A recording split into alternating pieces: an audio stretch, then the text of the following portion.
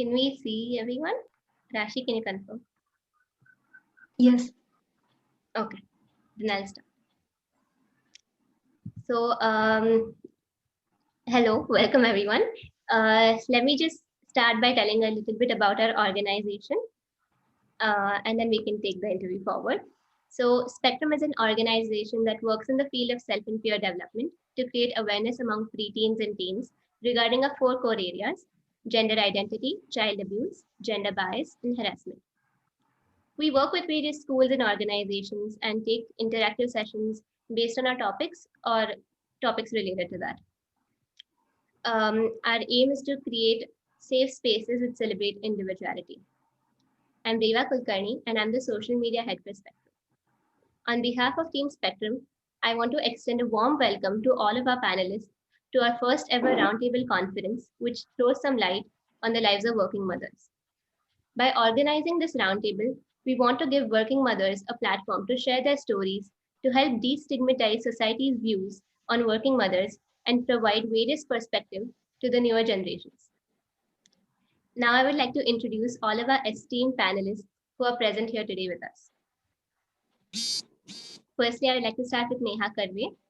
She's done her BCom and MBA. She's had 12 years of experience in the field of education and is currently a professor at Ambitions Commerce Institute. Next, we have Archana Devdhar. She's done her BCom, MBA in finance, PhD in finance, and has 28 years of work experience.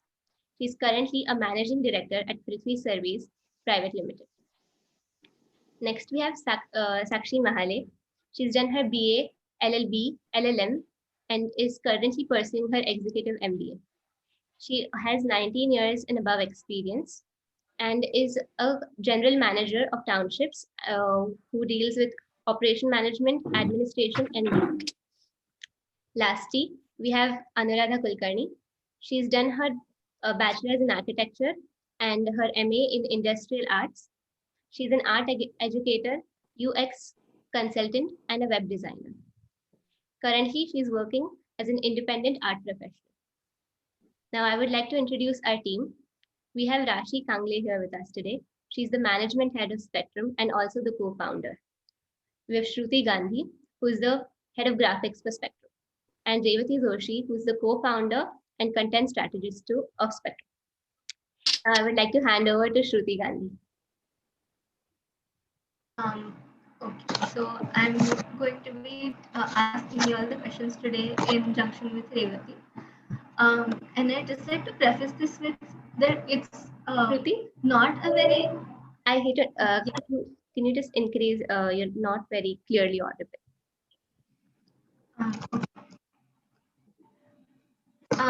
Am I audible? Yes.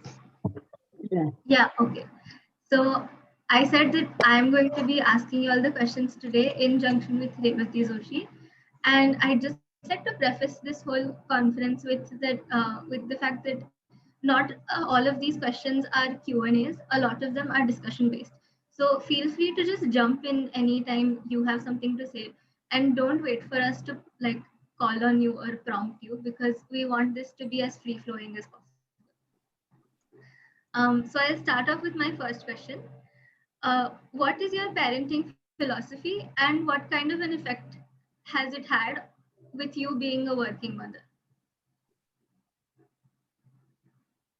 This one is an individual answer question. So Anuradha ma'am, if we could start with you. Okay. As far as the philosophy is concerned, I think parenting is a very wide area. So parenting, I think, remains the same even if you're a working woman or you're a homemaker. But I think the philosophy is you just need to be there for your kids, even if you're working or if you're not working. So it's a vast topic. I don't know what exactly you want to know, but I think that's the philosophy, that you have to balance between your work life, individual life, as well as the life, the taking care of kids. So I think it's a very good mixture of all these things, and balancing all these different aspects is a good philosophy, I think I would say.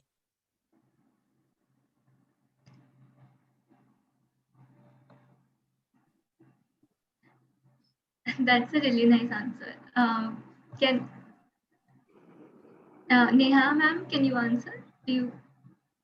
Am I audible properly? Yes. Yes. Okay. Hi. So for me, parenting is basically like ma'am say, it's a very wide concept. So there is not a single particular form of parenting. Like every child is different. So you need to identify your child, and accordingly you have to tackle it. Basically, what I suggest, since I am into education field for many years, and I talk to students a lot, I consult their parents as well. The most important thing is to talk to your kids. That's the only thing. Be available whenever you are required. It's not like you should be always available. That is also wrong. Okay, let them be independent. Let them find their own solutions to their problem. But be there whenever they need you. Similarly, if we talk to them now, many things resolve of it. So what I feel is being a good parent is to be there when they need you, but not be so pushy. Just you have to be there for them and talk to them, because communication solves many problems. So that's what I feel. That's a really nice and interesting answer. Um, Archana ma'am. Yeah. Shruti. Hi. Uh, Basically, when we talk about parenting, am I audible? Yes. Yes. Yes. Yeah. So when we talk about parenting, I don't think that any parent goes as per what philosophy tells them to, because parenting is by default your inner self. It happens right from the day you come to know that you are going to be a parent. So it happens automatically in oneself. Basically, in mothers, it happens automatically. And as other experts said that you can't buy this excuse that since you are a working woman or you are a working mother, uh, you can't give this excuse to your kids that if they need you for anything, for any point of time, at any point of time, you just have to be there. And it's not that you are readily available and giving them the solutions that are readily available, but whatever they feel like that if they want to take your opinion, if they want to just ask you what they are thinking is on the right track or not, then you should be available, maybe over phone, maybe in person. That's the facility that we are getting nowadays. I mean, since last 10-15 years, availability over phone is also considered as an availability. So what I think is it happens within you, and you have to just listen to your inner voice than the philosophical terms. Yeah. Absolutely. Sakshi ma'am, if you have anything to contribute. Yeah, hi everyone. Good evening. So, as Anuradha said, Neha said, and Archana said, I will add here that Archana said rightly at the end that there is no fixed philosophy. And what I feel is, parenting is not that something taught us as mothers. It is kind of a learning experience for us as well, because every child, like Neha mentioned, like every child is different.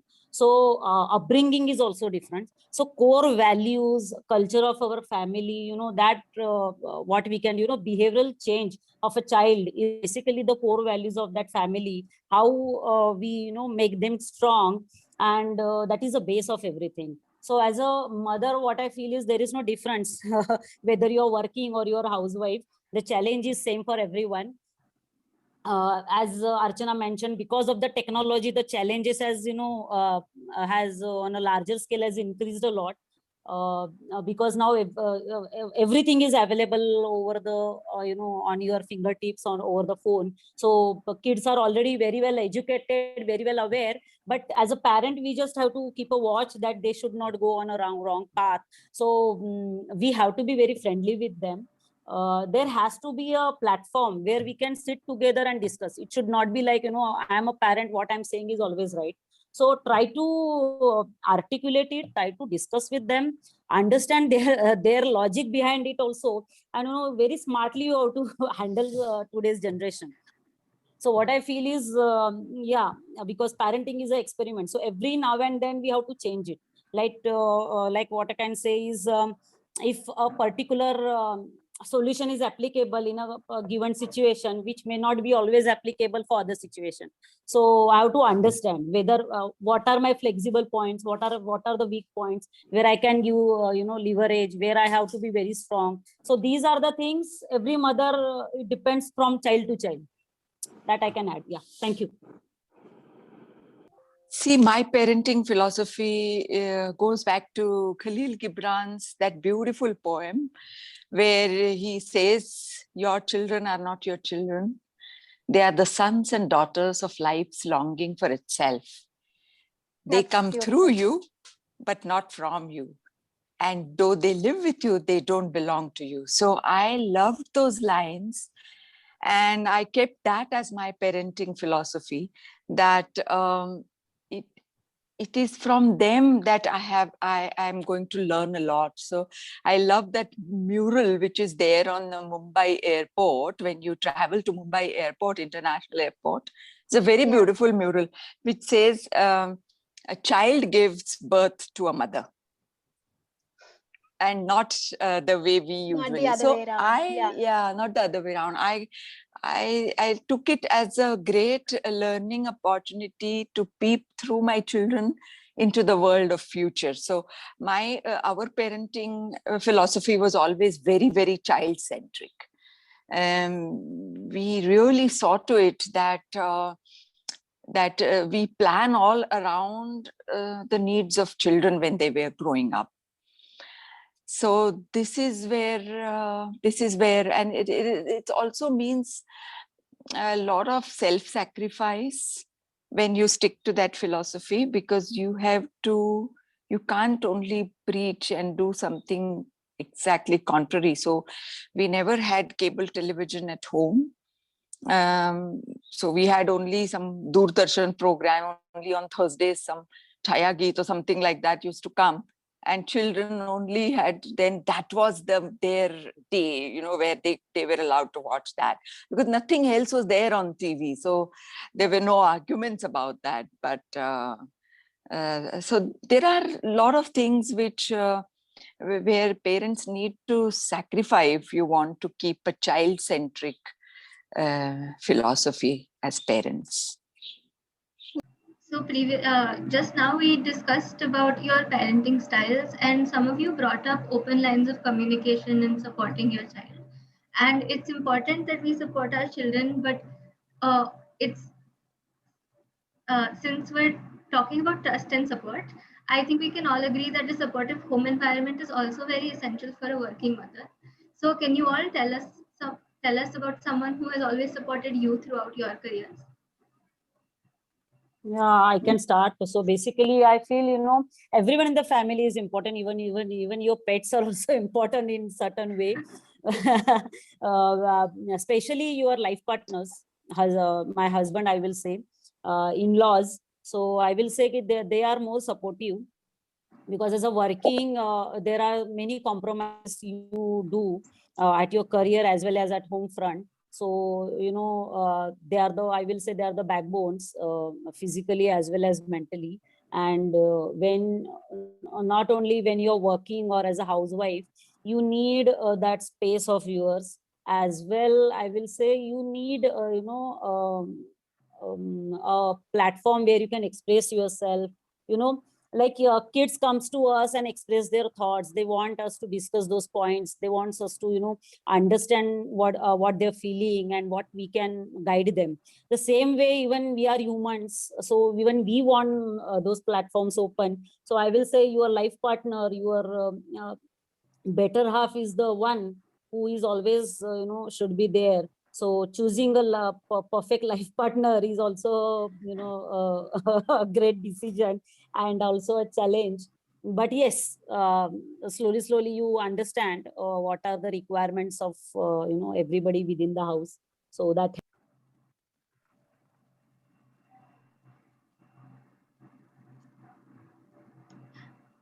Any of you can go ahead. Yeah, actually, I can take this. So I was working in US most of my career, So I think that was a slightly different way because, of course, my husband was there with me all the time, and it was just like it's quite different there because as far as the parenting is concerned, yes, we had our in-laws and parents for some time, but then we were on our own. So it's a equal sharing responsibility. If both of us are working, then even giving baths to the kids, feeding them, dropping off at daycare. So all of these responsibilities are automatically shared between the two. And they were, of course, if you are living in a nuclear family away from home, then your support system is also a daycare. So we were very lucky to have an Indian daycare, and the kids were taken care of there. So I think support system wise, of course, if you are staying away from your country, then your friends, your extended family, whoever is there, is always supportive. So you try to do a lot of things independently if you are away, and it's like a whole team effort. I would say it's not just the mom who is taking care of kids. It's both of us are equal partners in this. That's what I wanted to add. Absolutely. Neha ma'am? Okay. For me, I have always been into joint family. So there is a saying that behind every successful woman, there is a clan of successful women. So my mother, my in-law, my mother-in-law, and my mother were always there for me. So being in joint family, the family support was very good. So I never have to worry about my child. Like somebody was there at home to take care. Plus, as ma'am says, we need to share the responsibility. So there is always a 50-50 responsibility. Like I take care of my child's education. Like I'm going to see whether she's studying or not. And my husband is going to take care of whether she's doing sports or other activities or not. So we split up our responsibility so that nobody is burdened. And the point which ma'am says, Sakshi ma'am, that is very important. Like we are there for everybody. Like anyone in the family can come to us and communicate. So we are always there. But every woman should have me time. That is a separate time. Whatever you do, listen to music, you dance, you do gym, you do meditation, you do walk, whatever. But you should have me time. And that's your own time. And nobody is allowed in that time. That's your only time that de-stress you. So that's what I think. That makes me ready for the next day. Okay, now I'm fine. I can do my job next day very well. I think that's the philosophy that keeps me up. Thanks. That's actually a very wonderful new perspective to it. Like we think of other people supporting us, but you kind of brought in that you should support yourself. And I think that's really fresh. Archana ma'am? Yeah, actually about this, I can go on talking and talking, but I'll just sum it up. I was not blessed with a joint family, neither I had any of my senior members of the home to take care of my kids. But luckily I had twins, so they used to take care of each other. Okay, and sometimes of me also. Later on, when they were 11 years old, I lost my husband. So again, I became a single mother. But before that, we used to always see that all the responsibilities are being shared between both of us. And most of the time, getting them ready for school and getting them ready after they come back from school used to be my husband's job. And I used to I used to be out for the whole of the time when kids are not there. Since I was in the teaching profession, I had managed my timings as per their school timings. So that's where I was quite lucky. And I had also sought help of the housemaids. I mean, the 24 hours maids were there with me because I had twins, which was very critical to manage at one point of time. Till they came to their teenage, they were like a lot of troublemakers. So so it was like, but one thing was they were company for each other. They were making company for each other. So they never had to look for anybody from outside for being friend with or any other outsiders as such. And after they were 11 years old, when I became a single mother, I made it a point that I'm always there whenever they need me. Okay, by hook or by crook. Or suppose my business was like I had to travel. I shifted from my profession and took up the business of my husband after he expired. So that was where I had to travel a lot. We had offices in Goa, in Mumbai, in Gujarat. So I had to travel a lot at that time. But I made it a point that Pune to Goa and return in a day without any night stay used to be like, there was no option for me, because if I don't come back at night, and if I see that the kids are, they are missing me, that used to give me a lot of guilt feeling, because of which, I had to be on my toes for at least 6-7 years. I did like that. But now whenever I go, I make it a point that I stay 2-3 days more in Goa to just, and usually they also come with me, because nowadays everything is online. Okay, forget about, jokes apart. During this time, I have learned a lot that the more responsibility you put on your kids, they tend to take the responsibility and turn out as quite responsible than what their other kids of their age are. So for me, that has been a proven experience. When I decided that after 12th, I'll send my kids abroad, the younger ones, both of them decided to go out of India and study for their undergraduation study.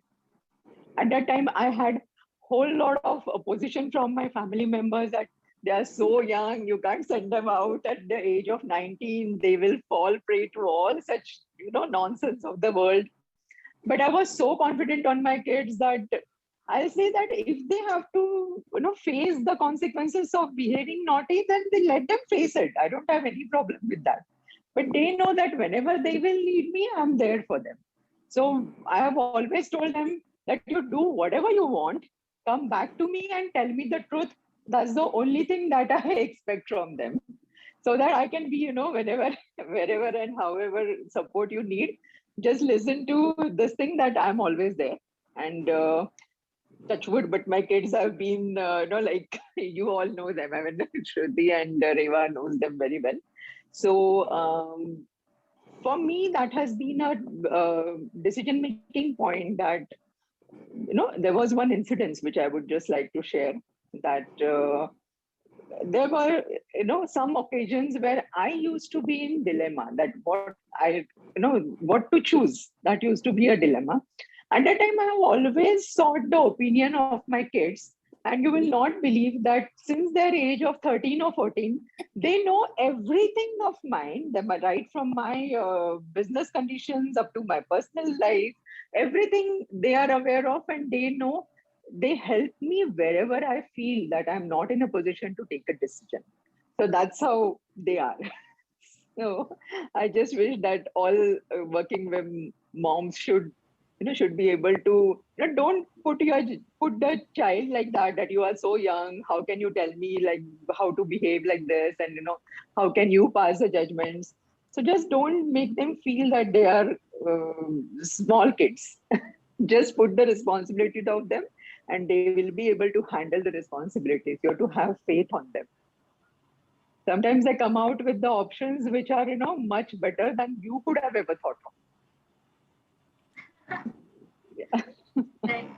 I never took a decision to go into a proper career till my youngest child was going to school, because that was also one of our philosophies, that I should be always there to open the door when children come home from school. That is what we have kept throughout. And so I started, there was never, luckily by God's grace, I never had to go out to earn money, so I can talk about it. But yeah, this was something which was common understanding. And then when I started my career, then there were lots of travels abroad. And that is where my husband was also having a very grand career in marketing again. So he was also traveling. So first of all, the husband support is very, very essential. So we always used to see to it that we plan our travel in such a way that children are never have to be left alone. And still there were times when it was a longer duration travels, my parents always jumped in. My parents were a huge support, and they came down all the way to Bangalore, where the language was new for them, but still they were there. And that is why this was my first, my first pillar was my husband, second pillar my parents, and then of course the maids and the working staff. So we have I always say salute to them, because they were there where the driver was on time, the maids were there, the cook maid used to come on time, used to look after their needs. But you need to have really your managerial skills in training your staff also. Because if you don't train your staff, then again, all your parental philosophies go haywire. Accordingly, you have to really also hire proper help at home, who would understand what your philosophy is. So that is something which I would definitely mention. These are some wonderful, wonderful perspectives. Yes. Revati. Yeah, so like all of you brought up that there are a lot of roles you have to play and you're juggling a lot of things at once. So especially working mothers have to constantly juggle between homes and offices. So could you tell us about how do you prioritize things that come up while you're juggling these roles?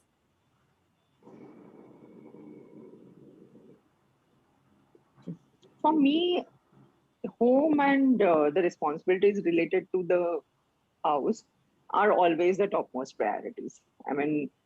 Suppose if I have anything to do, since I had my own business, there was no boss as such. Since last 10 years, I'm doing that. But when I used to do a job as a professor and then later on as a director in an MBA institute in Pune, that time also I had made it a point that everyone used to know that if ma'am has to choose between the responsibility of the house and the office, she will definitely go for the house.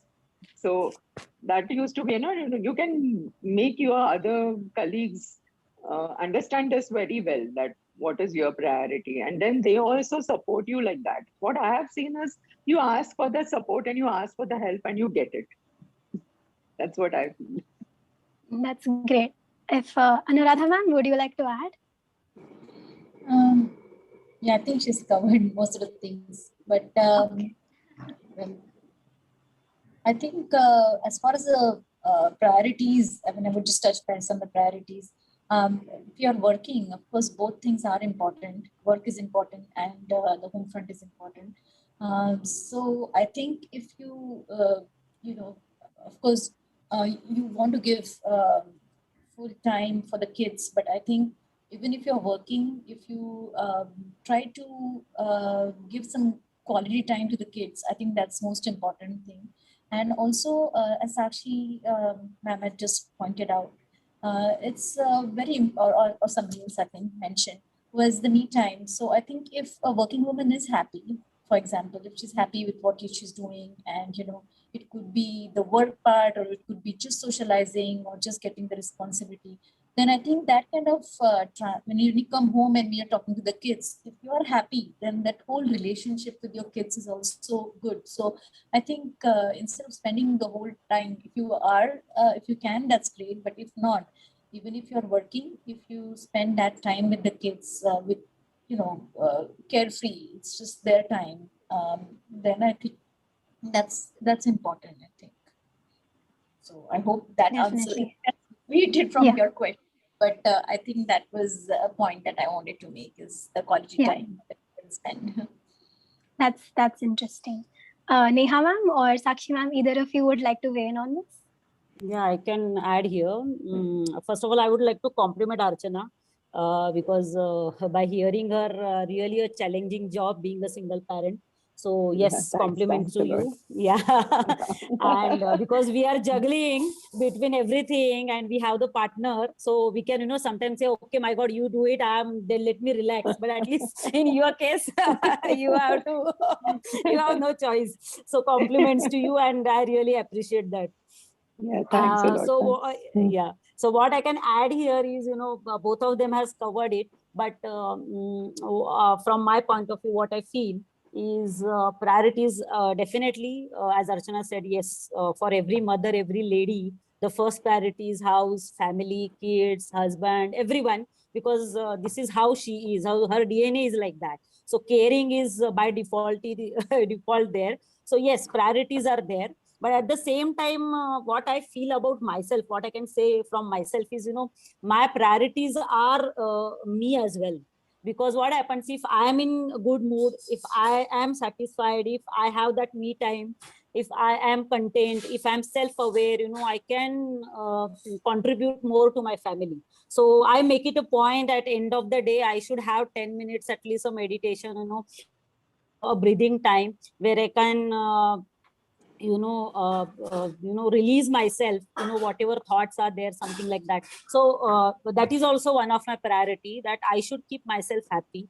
I should give priority to my health, because if I am okay, if my mental health, my physical health is perfect, I can keep everyone on their feet. I'm always there to help them. So these are the two priorities which important for me. Yes. Neha ma'am? Yes. Priority, if you talk about, so as everyone say, yes, family is the priority, but if, many of them are MBAs here. So the basic thing which is taught in MBA is planning. So if you plan properly, then priorities are managed. You have to schedule your day accordingly. Maybe you have to get up early, you need to do your chores early, and then you have to give time to your kid, then your profession, because priority, as home is your priority, so as your profession, because you're committed to somebody. When I'm there for teaching, I'm committed to my student, I'm committed to my organization. So I cannot say that, I cannot work right now, or I have to look after my house. No, that's not a reason.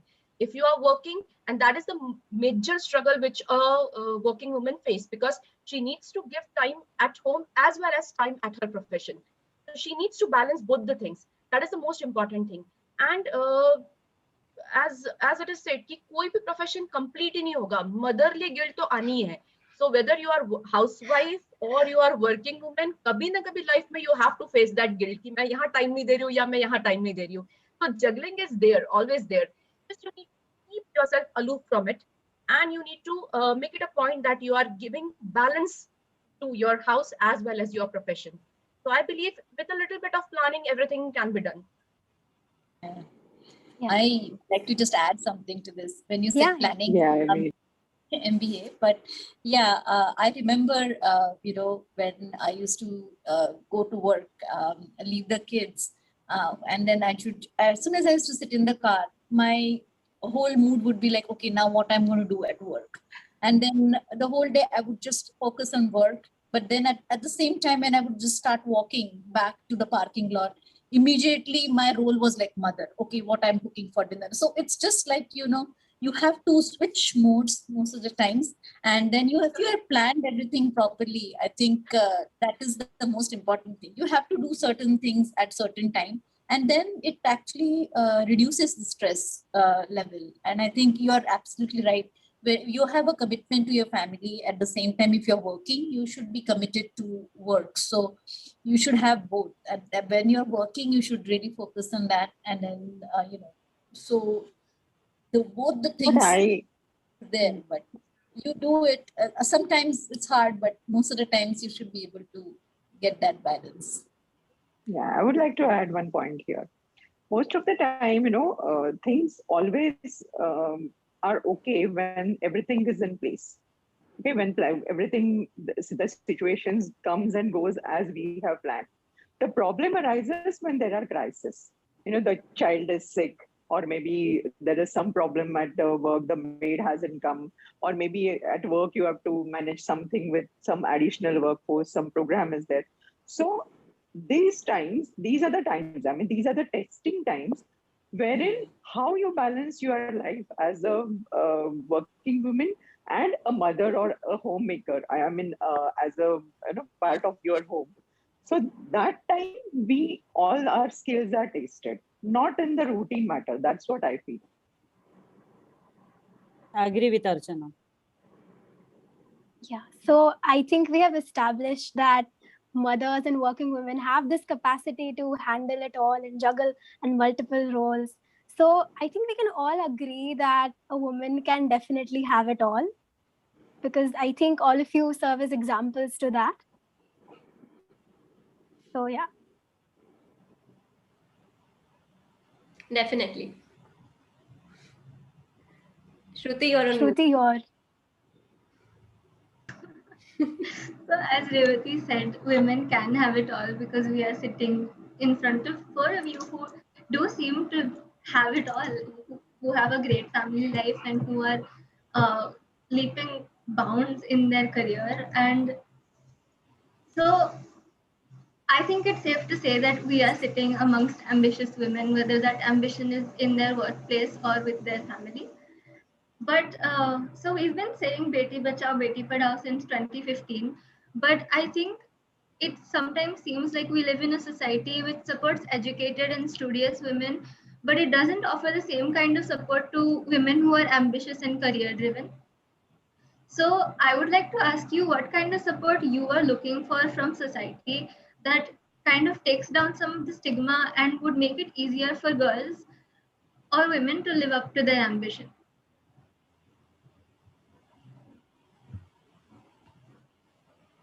I would like to note that the word ambitious women has two connotations.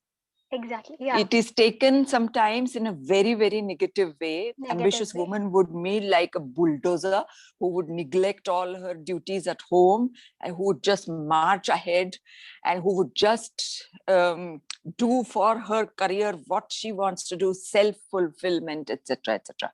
I am completely against this connotation of ambitious woman. It comes from the Western world. And let me point out, the Western world is based on competition between small groups in the society all the time. So the man-woman discussion started over there first, because Adam and Eve, first they put into a competitive mode. So if Adam and Eve are in competitive mode, then you forget how many conflicts happen all over the place. I stick to, basically, I believe in and I stick to the Ardhanari Nateshwar symbol rather than the Adam and Eve symbol. Ardhanari Nateshwar is the woman part has to have somewhere strong part of a man, Ardhanari, and a man has to have somewhere that soft part of a nurturing woman. And I feel as a parent, the Ardhanari Nateshwar symbol is something which is a better guideline than this ambitious women and a competitive mode.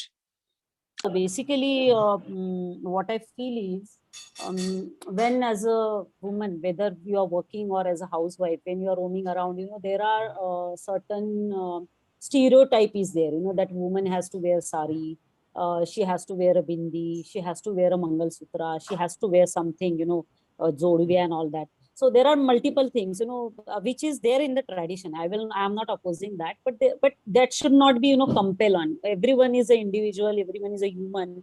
So that should not be there. She is a free human being, and she can behave the way she wants, the way she wants to dress up, the way she wants to. So sometimes it is not a society or not a male person, or sometimes women's comments women's that you should not do this, not because they have it in them or they're evil, but it is there within the generations, or you because that is a bias already has, so they are not conscious about it, and it is there for so many generations, so people just comment. Like we have one more thing that when I don't know whether to put it over here or not, but for haldi kumkum, you should wear this kind of saris, the color is very important. So these are small things, but I feel being a woman, that lady should not face all these things. She generally don't deserve all these things, and especially not from a woman, because they are from the same I will say gang.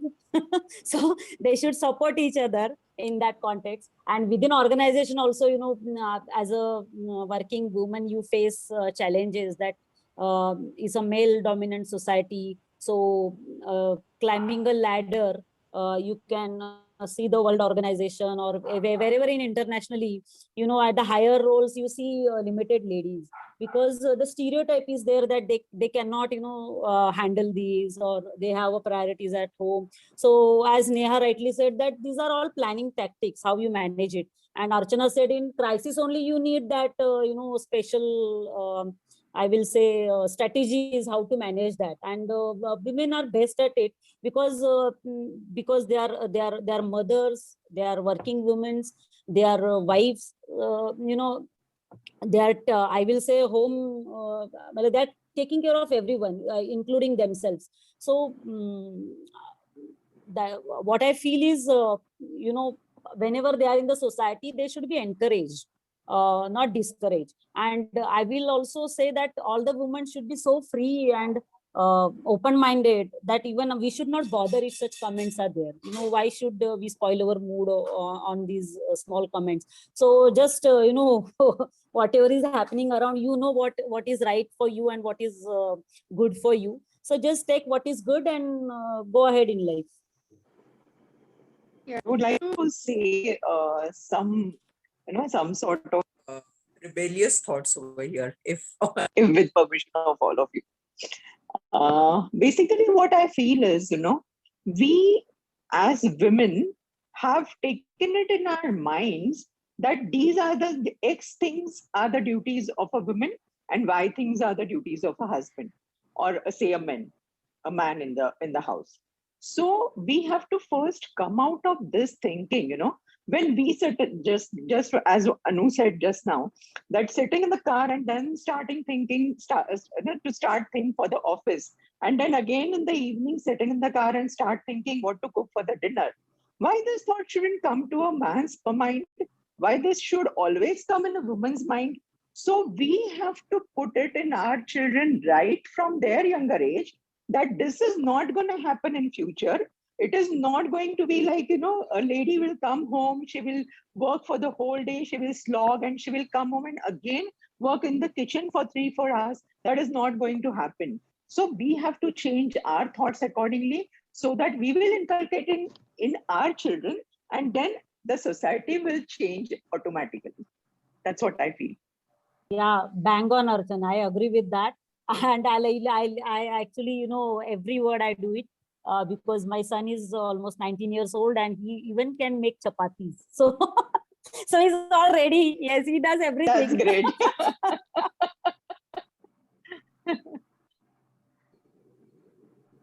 Sakshi and Archana's point. So I just want to say that whatever Sakshi said and Archana ma'am said, I am blessed that I'm from very liberal family where I haven't all these things to do. But the most important thing which my mother-in-law told me when I was just when I got married, so she told me two things. The first thing is respect, and second thing is recognize.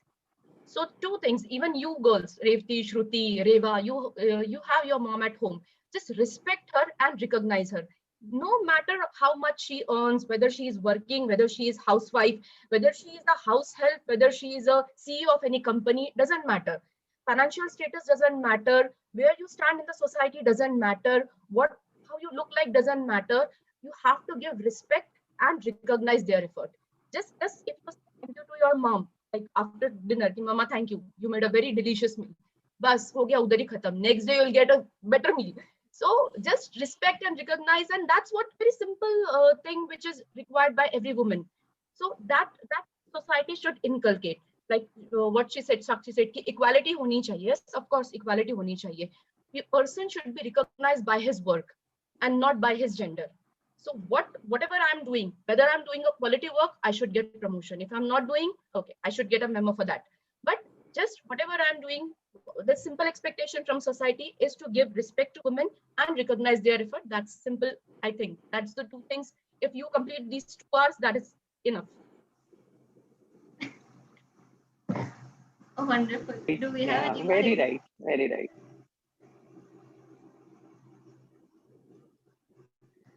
Okay, so if we don't have any more inputs, then I will go ahead. And so we talked about how a society kind of judges our ambition and what kind of support we want from society regarding so. But have you ever faced sexism or gender bias in the workplace? And if you have, can you tell us instances of when you've faced this sexism? Actually, I want to add there, not in this organization because right now I'm teaching profession. So here I do not face any such kind of things. But prior to this, I was working in a bank. So I don't want to quote the name, but it is like it was like I'm not supposed to get promotion because I'm going to take maternity leave. So I'll not be available for 6 months. So that is going to hamper the working of the bank. So instead of me, a male member should get promotion because I will be there for 6 months. So every woman has to take break in their life. So शादी होगी, बच्चा होगा, that is very common to everyone. But uske basis pe pulling someone back, not looking at their work is, I think that is wrong. Absolutely. Yeah. Coincidentally, Neha, I was also working at the beginning of my career in a bank, one of the reputed banks in India. And I was posted in Mumbai. That time, it was in the year 1995. That time, if someone calls, a customer calls a bank, they used to bang the phone down thinking that how come we can hear a voice of a lady from the bank. So that was the scenario at that time. So during those times, it was really like, I mean, forget about the word like gender bias. Even women working in a bank used to be like unacceptable by customers themselves. Forget about the bankers themselves. So afterwards, during my PhD, I had one such experience that my PhD guide, respected Dr. Vaishampayan sir, used to always tell me that when your thesis will be completed, nobody is going to read who has completed it. It will be only the contents of it that matters. So just don't think that since you are a female member or you are a female student, you will get some extra privileges out of this. So, at that time, I realized that the things have changed drastically now. Yeah. Interesting. So, does anyone have any other experiences to share? Shruti? I haven't faced any gender bias, but what I have noticed, that I'm basically my education is I got a law background, so I used to practice in Bombay High Court. So initially when I started my career, I used to when I used to approach the court or a dais. So in Bombay High Court, it's old British style buildings. So 2 floors are actually a 1 floor. So huge courtrooms. And when I used to speak, then the judge used to say, next time apna mic leke aana saath mein, because your voice is so soft. I can't hear you what you're saying. And then I practiced, and now my voice is quite loud. So when in a meeting or whenever I speak, so people say, how can a lady speak so loudly? Or maybe she's aggressive, or but you cannot just pass a judgment. First you have to understand. See, you can understand the body language, that's not something difficult. So I see that that is not a gender bias, I will say. But people say that only a man can get aggressive, a man can speak in a loud voice, but a woman can't. So I see that is also a kind of a stereotype or a bias is here. And what Archana says, yes, people generally don't see in a higher position a lady, or on a certain, like in an aeroplane, if a pilot is a lady. So generally, if you can see whenever if somebody says that a person is from defense, so generally a male figure directly comes into your mind. We don't see it as a woman. We directly say he. We don't refer it as she, because that gender bias is also within us, because this is how it is. But I think the new generation and everything is changing now. So I hope the new generation will definitely change these statistics as well. I have also a little different view, because you asked about the sexist part of it. Yes, I had some men colleagues who never wanted that I prosper. But I would not call it a man-woman problem. I would call it insecurities, which can happen in case of any woman also. But I would say that there were equally more men in my career life, in my mentoring experience, who supported me brilliantly. And if I look back, I thankfully say, wow, thank God these men were there to guide me, to support me. On the other hand, I have a very this is a very often reoccurring experiences that woman is the worst enemy of a woman. I did not get so much of a bad experience from a man's world, but from women's world, yes. Then there is this grit, there is this bad word of ambition to go ahead, to compete, and to see to it that you put her down so that I can climb up, etc., etc. That is happening more often in the women's world, woman to woman relationship. And I would always say that will be the day, central government can float in schemes after schemes, Beti Bachao, Beti Padhao. The attitudinal change first has to come in women themselves to support each other, because this women's emancipation slogan, which is really over trumpeted, because of which women are finding that this emancipation itself has become a chain in their own around their ankles. They are tying themselves in all this. They have every freedom to leave aside all those chains and prosper.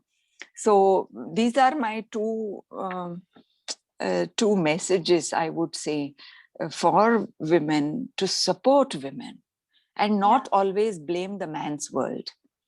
So right now we talked about stereotypes that exist in society. So I would, a lot of times what happens is in society, women are pitted against each other, which kind of completely changes the narrative. So do you think women overall as a community are supportive of each other? And if you could share some of your experiences where you've realized that women as a community are very supportive or have been very supportive of you. Yes, then I will really mention my mother, because I was married off very early, and she always had this feeling, why didn't I manage the social pressure, and why didn't I allow her to study further? All my further education has happened after marriage. And that is where she decided at one point of time, whenever my daughter needs me, I'll be there. So this is one example which I would be very, very, very happy to mention. I would like to mention also I have many contacts. I work very closely with Germany and with Switzerland. So I have very brilliant support examples from my German mentors and from my colleagues who were ladies. There were no hindrance of sharing any information. There was no competitive spirit, but they were always very proud of me that I do lots of things for the German business world. I speak their mother tongue in a very fluent language. So a lot of support from ladies' side came definitely from my German side. And also my landlady, who is endlessly proud of me. Even today, she is 84-year-old, as old as my mother. And she said, my God, when you came to Germany, you hardly spoke any word. And now you are doing so many nice things. So she is the one also who from whom I have learned a lot, and who never looked upon me as somebody with whom to compete, but she was a great pillar of support. Any of you can just go ahead. So that feeling of supportiveness, what I feel is we are most of the time having a crowd which is urban or which is quite well educated or well cultured as such. So these, leg pulling and all these things comes in the middle range of management. That's what I believe. And I've experienced that during that time. But later on, once you cross certain age, certain stage in your career, then I don't think you face such problems in your career as such. And at home, when we talk about those things, then the as a few of our members said that they have got tremendous family support from the women at home. So I think this problem is more prone to the B grade cities, or maybe to the uneducated class or strata of the society, but not to.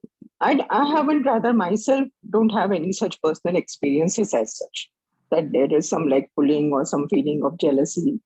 There is little feeling of jealousy, no doubt, but I think it's healthier. I mean, it makes you, it takes you to higher ages if you are really having some such competition in your life. Yeah, definitely. Same with me. Basically, I always have people who supported me. My mother-in-law was always there for me. My sister was always there for me. But yes, to your question, yes, if women support women, that will be very good.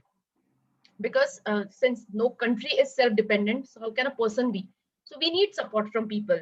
We need to grow, and for that we need people. So if our people will support us, that will be very good. So that's what I basically uh, ask my family to support me, and they always do that. And that's what I teach my daughter as well. Right now she's very small, she's just 8 years old, but I always say, you will be there for me, I am there for you. So you will support me and I will support you. That's a trade, like you do for me and I'll do for you. So that's what I will just try to inculcate the habit that she should be supportive. So that's what, if we can teach our kids, so obviously next generation will be very supportive. Absolutely. Yeah, what I can add here is, like in our female fraternity, I will say that our gender, even I haven't faced like any, jealousy or comments like that. But, sometimes first impression or, a kind of body language you have, or sometimes you laugh on certain things, maybe your thought process is different and you understood different. Maybe current medium like WhatsApp, you are communicating something and other person is understanding something, so that creates a gap, miscommunication.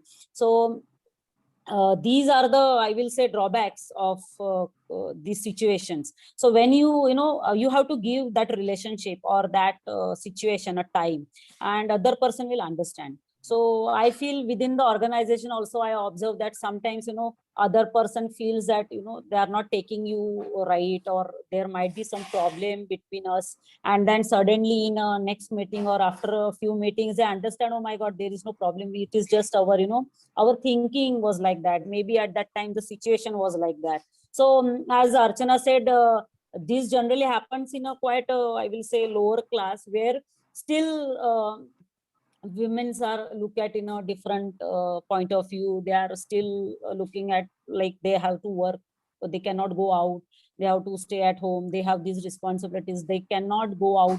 But I think that the time has also changed. There are many things within COVID. I think I have seen multiple news that a lady is doing a farming, she's driving her own tractor, taking all the vegetables to the market and doing everything what males do. So I think the even that rural areas or these areas also changing. So these equations is also changing, just we need to give it a time, and as a women we have to support that. Not always everyone, we have to give time to that relationship or that situation a time, and it will definitely give us good results. And one ad which as I have seen is like every woman, it's a if I found that link, and I will share.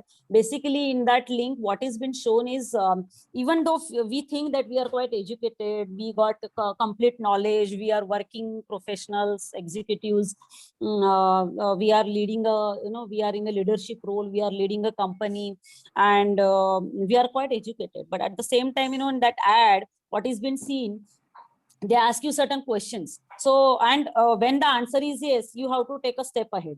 So after the questions ended, females are on the end of the line, and the males were on on a higher side, I will say on the front row, and where females are on the last row. So what had happened, all financial decisions, investing in shares, then just hold on.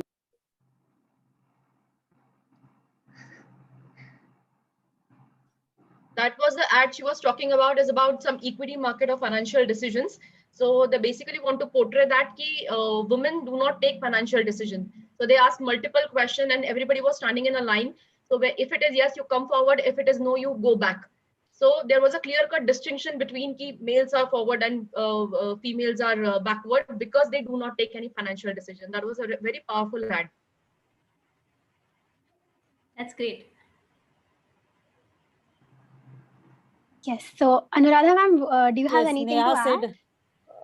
Said, Neha Yeah, said right, yeah, that ad was about the financial decisions only, and all women were on the backside. So generally we feel that, we are not comfortable with those decisions, and that's why they are on the backside. So that was kind of an ad on Women's Day, 8th March, to encourage women that you feel that you are educated and you are on a front line, but actually there are certain things which you are not comfortable, or you said ye mere liye nahi hai, and you don't focus on it. So everything a woman can do, only thing she has to focus.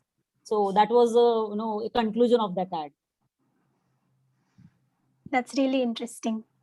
Yes. So Anuradha ma'am, do you have anything to add? Nothing specific. As far as the supporting, that's what we were talking about, right? It got deviated. So I think I never saw this bias in places that I worked. And it was always a supportive environment, not only from the ladies, I would say, but also from the entire team. So I have never experienced this, so I don't know what to comment on. But I think the society is changing. Maybe the biases were there earlier with the new generation, like, somebody just pointed out about the kids. So I have a son and a daughter, and they both, as far as they are concerned, we treat them equally. So it's nothing like, in fact, my daughter does more stuff, like if there's a car puncture, she would run and do it more so than my son. So there's nothing, I think in the current generation, this is not that much prominent. Maybe in the earlier generations it was. So gender biases will be there to some extent, but mostly in the workplaces, as far as I've seen, I haven't seen anything like that. Everybody's being very respectful, and yeah, that's what I've seen. These were some really reassuring answers. So right now we talked about balancing and support. So a lot of working mothers opt for nannies or daycares. So what are your views on that?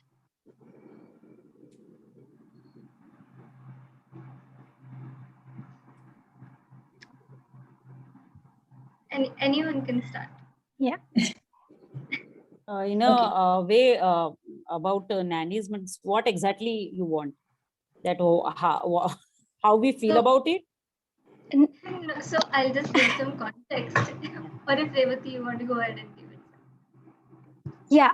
So it's a lot of times people, women don't prefer nannies over, because a lot of times it's crucial that a mother is there with the child at all times, and she's the one who brings her child up.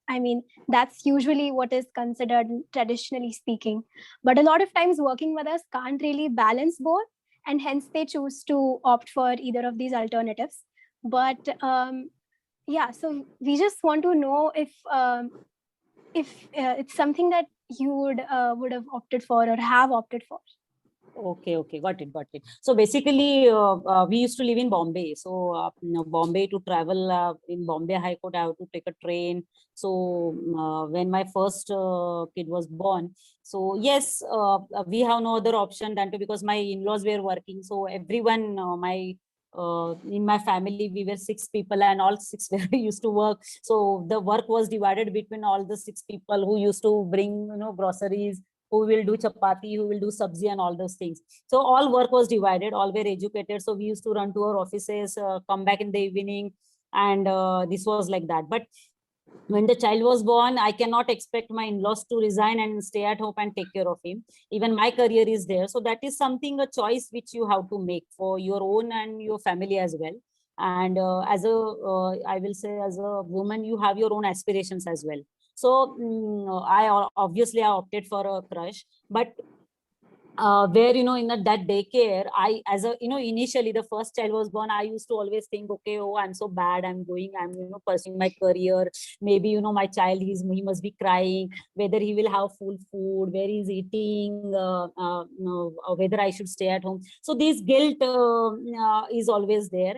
But when, you know, surprisingly, when I was traveling in a train after, say, 2-3 days after, when I started, after my pregnancy, when I started working, there was one lady in a train. She told me, why your eyes are wet? What happened? I said, no, I'm just feeling, you know, we are so ambitious and we want to pursue our careers. So sometimes we forget that we have a family, we have a child, and you know, there are certain things which we are compromising. So you know what she said, they must be enjoying like anything.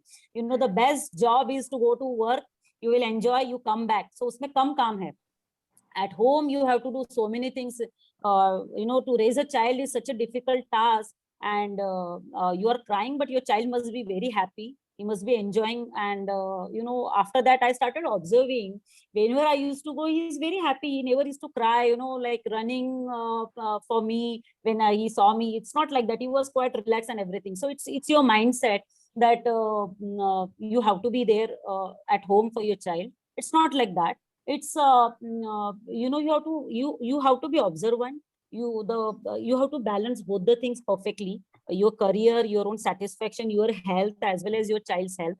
And like Archana said, when the situation is only tested when there is a crisis. So yes, when your child is sick, whole family is there to support you. So fortunately, I got a supportive family, so I never face a problem. When I got targets at my office, I used to just call my in-laws, I cannot make it, so my in-laws used to go and pick him up. So you know, these were the things which was, you know, if you have a very strong family, those who are educated, they understand your needs, and if you are aligned, your thoughts are aligned, the family thoughts are aligned, I don't see you face such problems. So keeping a child in a crush or at home, it's all, I think it doesn't matter basically.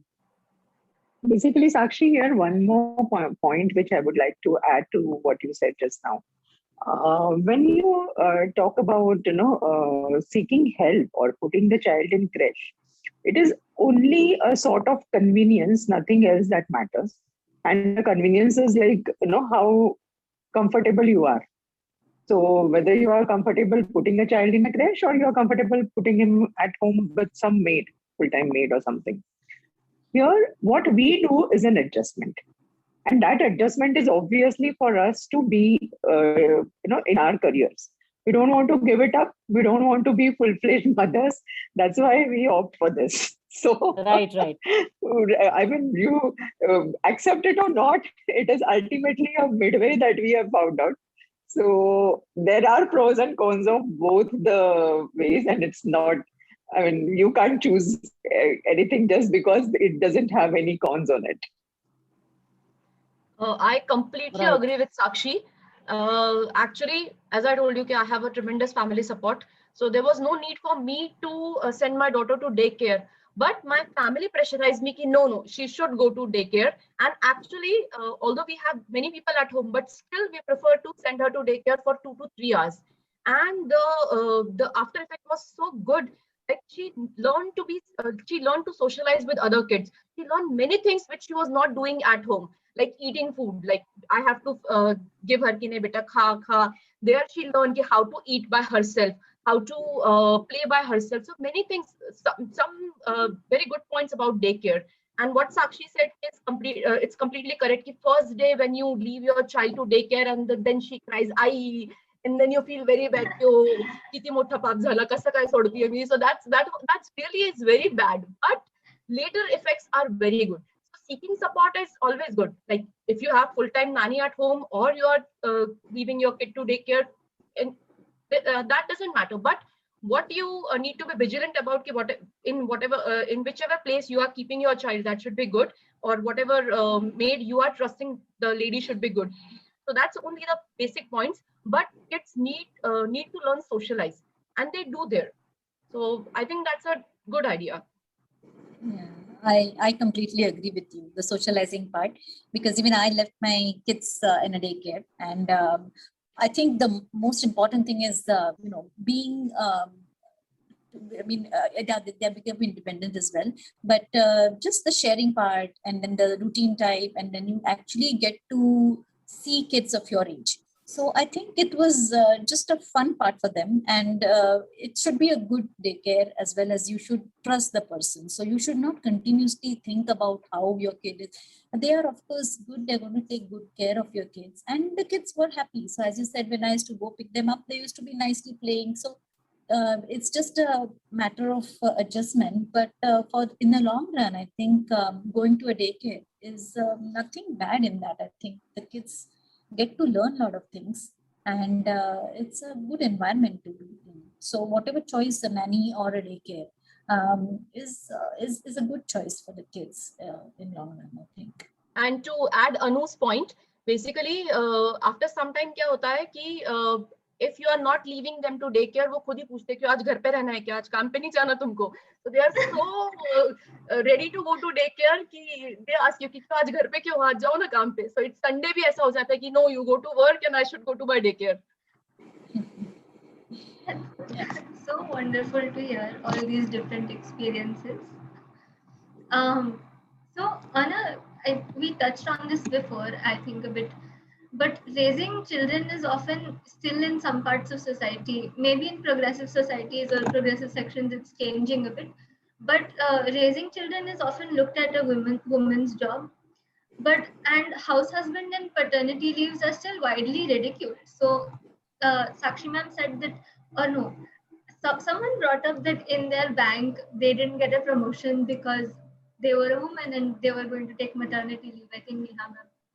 But paternity leave isn't even an option for some men, and sometimes when they do take a leave, it's ridiculed. So what are some things we can do as a society that can help destigmatize this, or even what are some things we can do to destigmatize this and help distribute the load? I think Archana already mentioned that, we should start educating our own kids, the new generation, the upcoming generation, that there is no difference between male or female. It's just a, sexual difference. Otherwise, the responsibility is divided between both. It is equal responsibility.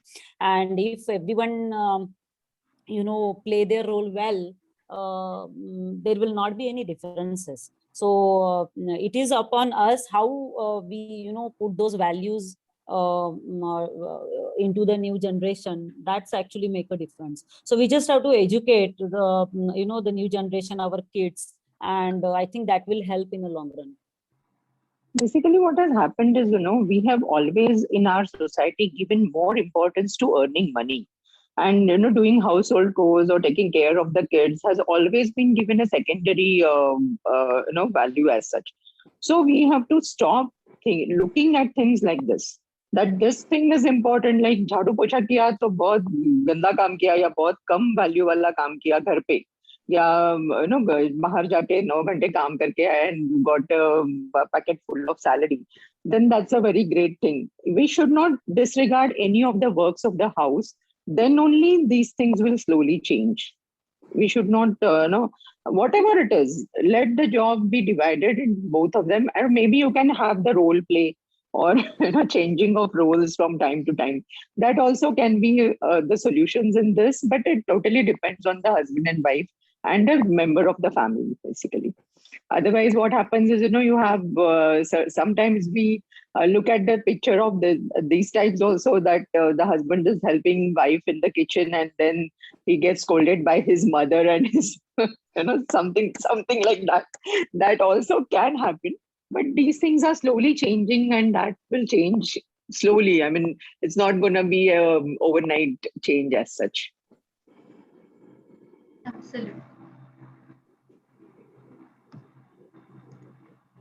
Yeah, and I think the point that you just made was, all the course that you do. So sometimes it's the other extreme, like, if they're working women, they have this feeling that, they're going and earning money, and, that's a big deal that they're doing. But house work is again very important, and there are some things like, people say that I've outsourced everything. I don't cook because I work. I don't do this and that. I kind of don't believe in that. So women should be able to do both. If they like to cook and work, yes, but it should not be like, okay, since I'm working, I won't cook. Since I'm working, I won't do this. So both the things it's an individual choice that is there. So it should be not treated like, as you said, jadu pocha kiya, so it's nothing. So that respect should be there for work as well as whatever things that you do at home. And if that is there, then, it brings up that joy. You're not kind of saying that this is what I'm doing. You're doing pretty much a lot of things. End of the day, the family should be happy and happily sharing everything. That's what makes a lot of difference. For sure.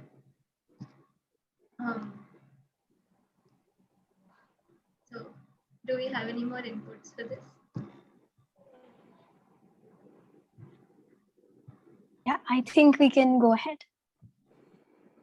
So, what has been like a big learning for you throughout your career?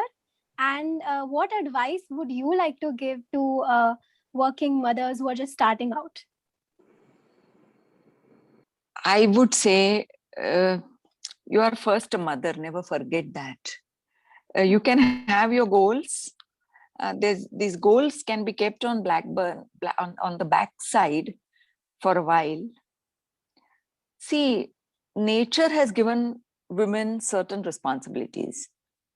Yeah. Till a man is not able to nurse a baby or give birth to a baby, we have a larger responsibility. Celebrate that.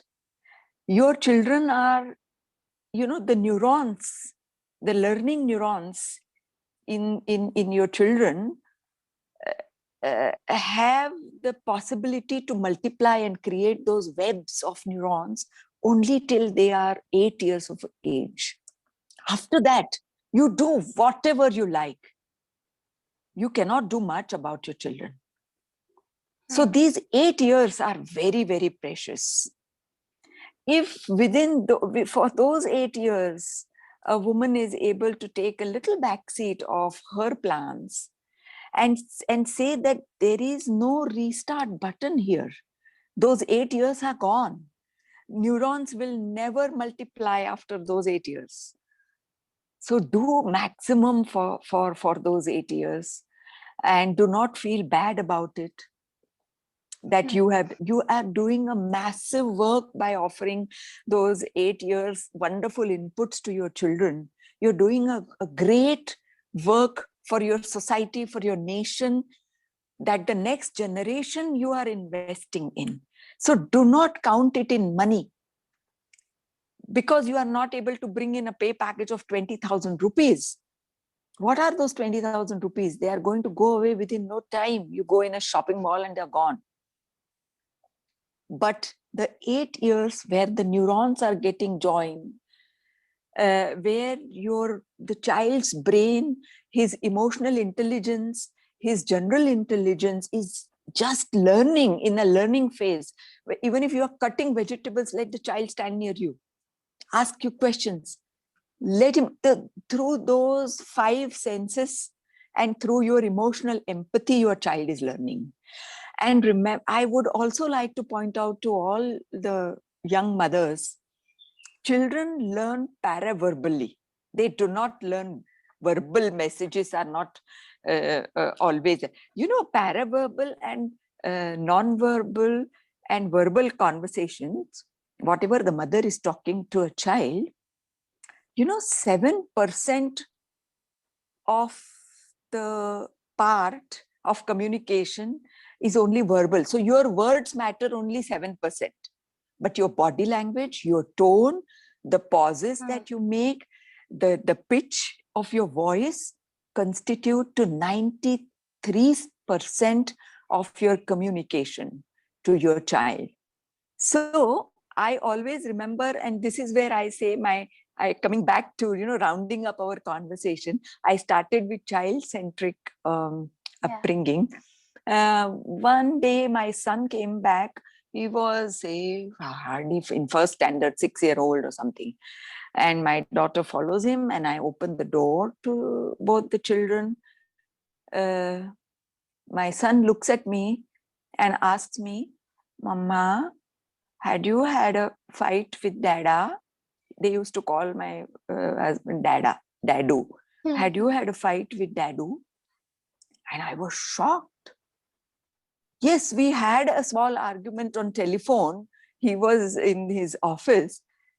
And I must have carried that conversation in me. And I only opened the door, and they were only sitting and removing their socks and shoes. And they already had got somehow the air of it. I had not uttered one word. I only had mechanically said, hi, bacha log, come in.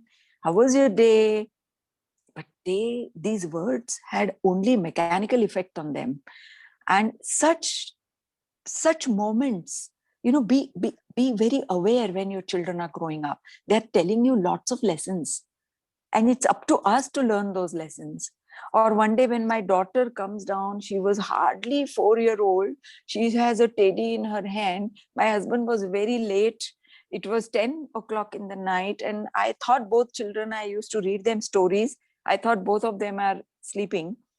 This girl comes down and I said, Amita, why you are not sleepy?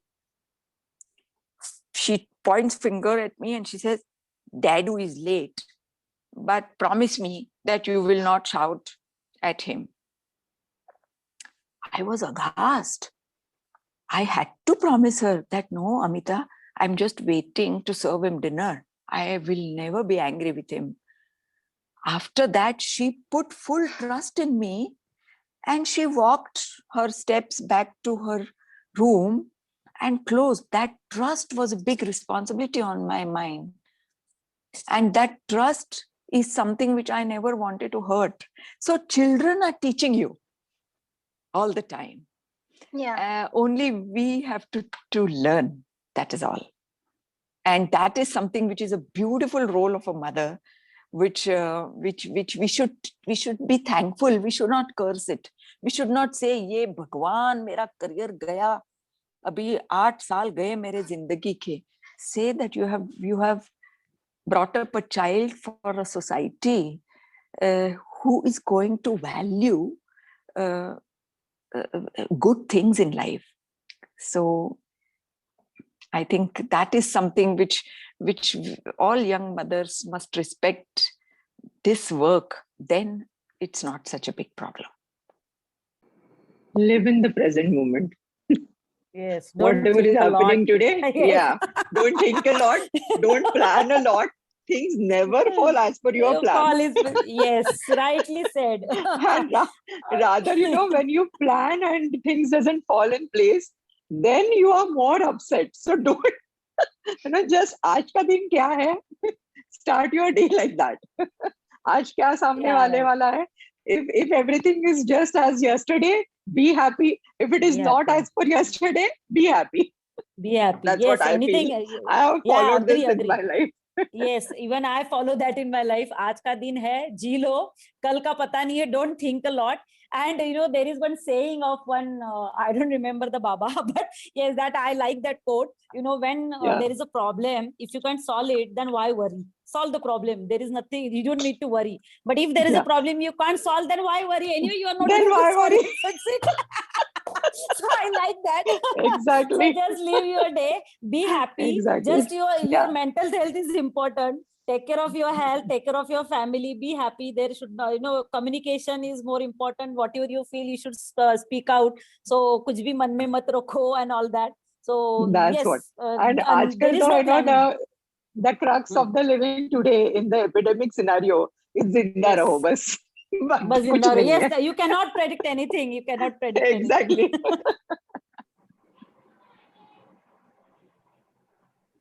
Yes, Neha ma'am or Anuradha ma'am, any of you would. I just want to say that basically there is one concept in economics that if you are not working, then that is a national waste.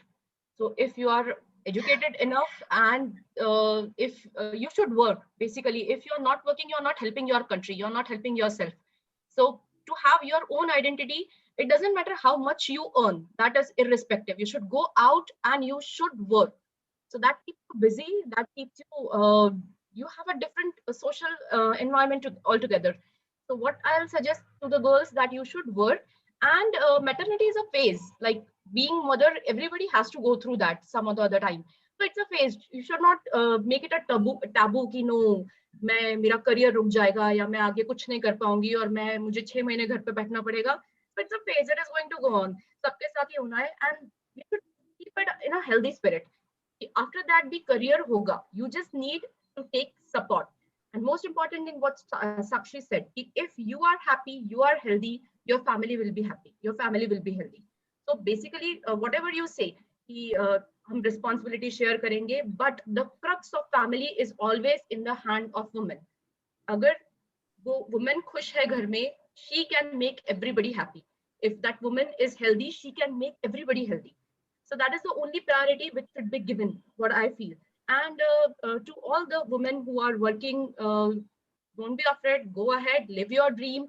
Like Archana said, live in today's moment. That's very good. Live your dream and do not take it as like being a motherhood is nothing but a phase, and it will be always be there. It's not like delivery ke baad khatam ho jata. It's not. Once mother, always a mother. So that is a it's the ongoing phase. So you have to live with it, and it's better make it good. That's what I want to add. Neha, I would like to put one more point in this. As you said that when, as a rule of economics, if you have an employability and if there is a demand for your work, then you should work. But here I would say that there are women who have opted purposely to be housewives because they have given more importance to that. Okay, because for them, money is not a big deal as such. Okay, for them, kids, the house is much prioritized. So here I would like to say that just because you can earn or just because you have demand in the market, ultimately a woman has to see what is making her happy, whether working outside is making her happy or being inside. I mean, being a homemaker is also an equally responsible job. And if you calculate you must have gone through that mathematics wherein earning by a homemaker is much more than a salary of a man who goes out and earns. Okay. So what I feel is ultimately whether you are going to choose to be a housewife or you're going to choose to be a working woman, it shouldn't be on compromising your happiness. That's what I feel. Okay, so economics and all comes, Yeah, but yes, I agree with Archana, and I respect choice whether I want to work or I want to be a homemaker. That's a personal choice. But if you get any opportunity, like if you want to, and that if that makes you happy, that working out is making you happy, then you should go for it. Exactly. Yes. That's true. Yes, I respect your thoughts, and I agree with Archana also, because being a woman, any individual, if that person has a choice, that person is free today because it's a free India. So anyone can choose whatever they want. That person should be happy in that particular decision. As Archana said, yes. Yeah, one more thing I would like to bring to everybody's notice over here, that one should not keep on only slogging like donkeys in their life. You should also give importance to living your life. 60 के बाद जिंदगी जिएंगे, उसके बाद दुनिया घूमेंगे, ऐसे कभी नहीं होता है. This I have experienced from my own self, that my husband used to say कि 60 का होने दो, उसके बाद दुनिया घूमेंगे. अरे 60 तक काम करेंगे, पता नहीं. I mean, he never seen that particular age of his life. So it should be like work and life balance should be achieved if you are really opting to be working women or working mothers as such. That's what I feel. Yeah, perfect. I think even in my case, I've done both. So I was working full time when my kids were small. Then I took a break. Then I did consulting. So I think you don't have to you can change your routes. It's not like you're a working woman throughout your life. It depends. Sometimes your kids need you. and you want, and more so that you need your kids. You want to, sometimes the kids are getting older and we know that they're going to, my kids are at that age where they're going to leave the house and go for undergraduate studies abroad. So this is the time I really want to spend time with them. So it's okay that you can do, you don't do a full-time job, but you can do consulting, or you can teach, or you can, it's not like you have to continuously have something in career. You are okay if you want to take a break, but then you can always get back to your career. That's, or whatever you want to do. So it's not like, as maternity leave part, it kind of is throughout your life. Sometimes you want to take the break. Sometimes you want to, again, so I think this ultimately the happiness is important for the whole family as well as for the women. So it's not like once you stop working, it's not like it's done. You can always get back to do. You can always change your careers. You can always do different things. You can also build upon your career. So I think it's the most important thing is you have to keep on doing something that you like. So you're not frustrated. So if you are taking a break, maybe you teach or you take a course or you actually keep on doing things and you can always get back to it. So it's not like end of the story. That's what I would think. I think it's a evolving thing, and you can just treat it that way. Then life is good because even me too, because I know here when we decided that when my kids and myself, we decided that they are going to go for undergraduation out of India. I decided that now my work is my secondary choice. Let me spend as much time as I can with my kids at home. So I gave a secondary priority. I mean, I changed my priorities and gave the secondary importance to my work. And my kids are now at my first place of priority. So that, and luckily this pandemic has given me one more year to stay with them. They are still in India. Blessing.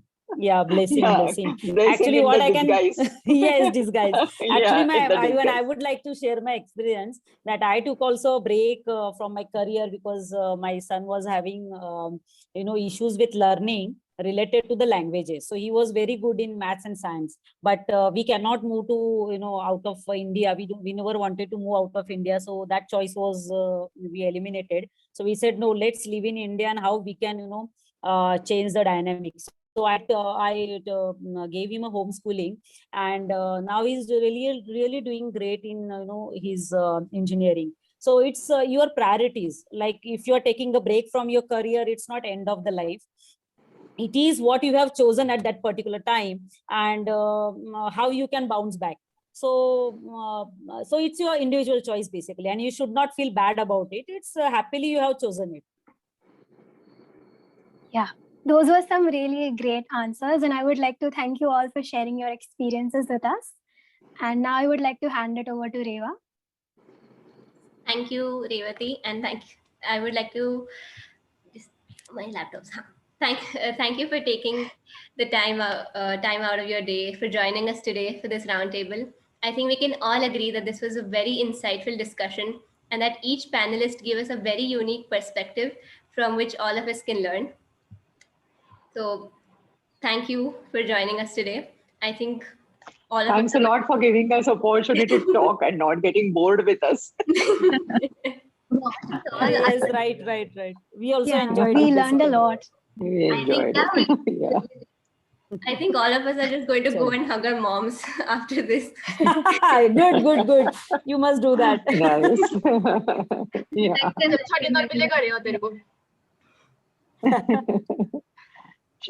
Nice talking to you all. Yes, thank you, Reva. Thank you for coming. Rashi. Thank you so much. Yeah. Thank you so bye, much. Sakshi. Bye, Neha. Bye. Everyone. Bye, Archana. Bye, Neha. Bye. Yeah. Bye. See you. Bye. Have a good night. Bye-bye. Good night.